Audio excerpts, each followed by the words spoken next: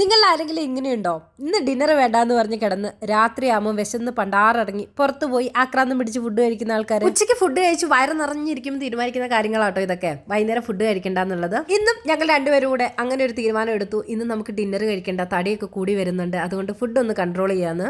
ആ തീരുമാനത്തിന് അല്പായുസ് മാത്രം ഉണ്ടായിരുന്നുള്ളൂ കേട്ടോ. ഞങ്ങൾ താമസിക്കുന്ന സ്ഥലത്ത് നിന്ന് ഞങ്ങൾക്ക് 9 മണി വരെ പുറത്തിറങ്ങാനുള്ള പെർമിഷൻ ഉള്ളൂ. ഞങ്ങൾക്കാണെങ്കിൽ ഒരു 8:30 ആയപ്പോൾ തൊട്ട് വിശപ്പ് തുടങ്ങിട്ടോ.